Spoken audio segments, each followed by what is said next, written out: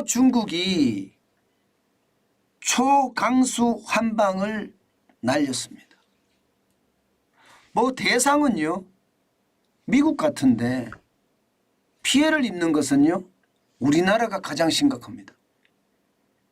무슨 얘기냐? 여러분도 알다시피 중국은요 원자재에 대한 수출 통제를 단행하고 있습니다. 특히 반도체 원자재, 2차 전지 원자재 이것을 주요 타깃으로 삼고 있습니다. 그만큼 미국이 중국에게 수출 통제를 하는 만큼 중국은 거기에 대한 원자재를 수출 안 하겠다는 거예요. 그러면 누가 이기나 보자 이거죠. 그 와중에 대한민국이 엄청나게 타격을 받는다는 겁니다. 지난번에 갈륨 했었죠.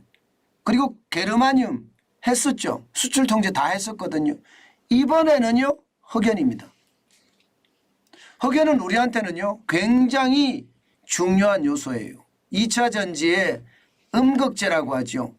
핵심적인 재료고요. 우리가 중국에 의존하는 비율이 96.2%나 됩니다. 그러면 중국이 없으면 우리 공장들은 그냥 올스톱 한다는 뜻이에요. 96.2%니까. 물론 수출 통제는요. 수출을 중지하는 것은 아닙니다. 수출 통제라는 것은 수출 기업이 어느 나라 어느 기업에게 얼마만큼의 양을 수출한다 하고 중국 당국에 보고를 하는 거예요. 그럼 중국 당국은 그래 수출을 해 하고 허가를 내주면 수출하는 거거든요. 쉽게 말하면 중국 정부가 좌지우지하겠다는 이야기죠. 이것은 어쩌면 말입니다. 중국 정부의 마음에 따라서는 우리 같은 경우 양극재, 음극재 중에 음극재를 생산하는 많은 기업들이 힘들어지고요. 그러면 2차 전지를 생산하는 많은 기업들이 당장 힘들어지게 생겼습니다. 그만큼 충격적이라는 이야기입니다. 지난번에 말입니다. 갈륨이나 게르마늄도 마찬가지였거든요. 수출 통제를 하자마자 수출이 0이었어요. 0. 쉽게 말하면 수출을 하나도 안 했습니다. 말이 수출 통제지 수출 금지나 다름없었거든요. 물론 그 이후에 조금씩 풀려서 우리 기업들이 최악은 면했습니다만은 가격은 굉장히 많이 올라갔죠. 게르마늄도 중국 의존도가 우리는 40.9%나 되고요.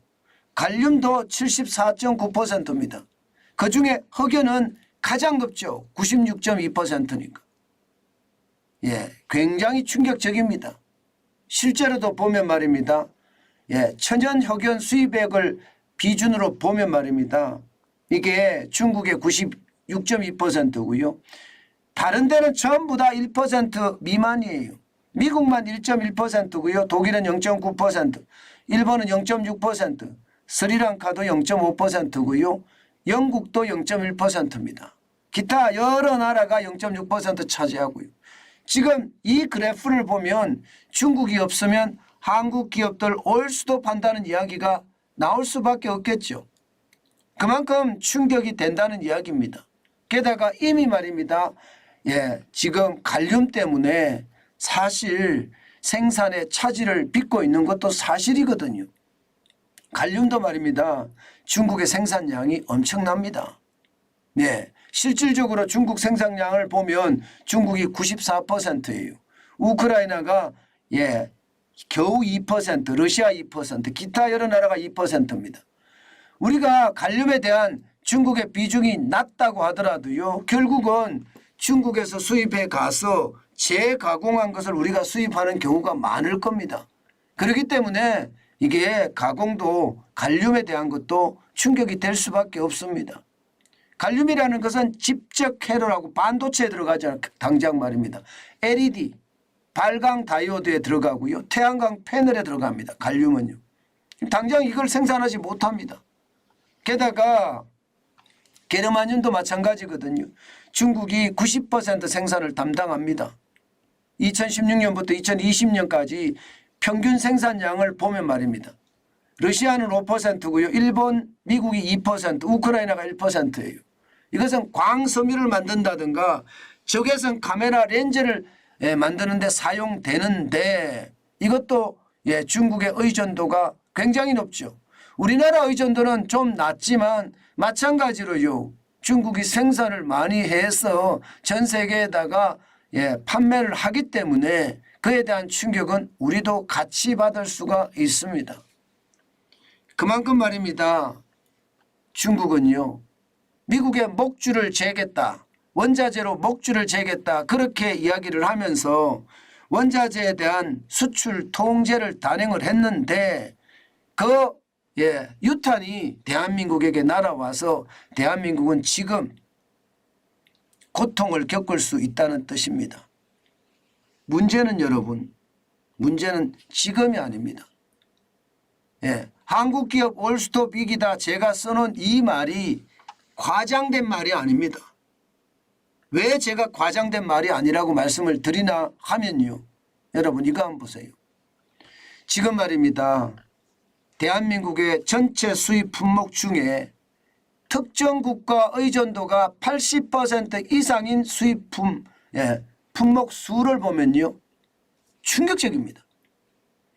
12,586개가 지금 전체 수입 품목이거든요. 그중에 특정 국가 의존도가 80% 이상인 품목은 3,941개입니다. 3,941개 중에 말입니다. 중국에 의존하는 것이 1,850개예요. 그러면 거의 50% 가까이 차지하죠. 와, 이건 굉장히 충격이죠.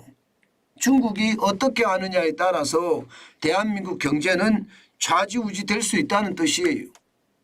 그만큼 말입니다. 특정 국가에 의존하는 그 품목이 굉장히 많다는 거죠. 미국에 의존하는 것은 503개고요. 일본에 의존하는 건 438개고 기타 여러 나라는 1150개인데 중국에 의존하는 양이 유독 많죠. 이것은요. 앞으로도 한국 경제가 중국의 초강력 한방에 목줄이 죄진다는 뜻입니다. 그만큼 말입니다. 가까이 있기 때문에 운송 비용도 싸고 가격도 싸서 활용도가 굉장히 높을지 모르지만 이게 정치적 내지는 전략적으로 이게 사용이 될 때는요. 그 국가의 위협으로 다가올 수 있다는 것 이것은 어쩔 수 없고요. 지금 미국이 중국을 제재함으로써 중국이 자원을 무기화하는 것은요. 어쩌면 한국 기업들의 올스톱 위기도 오겠지만 더 심각한 것은 세계 경제의 침체도 예상할 수 있는 일이다. 이렇게 생각할 수 있을 겁니다.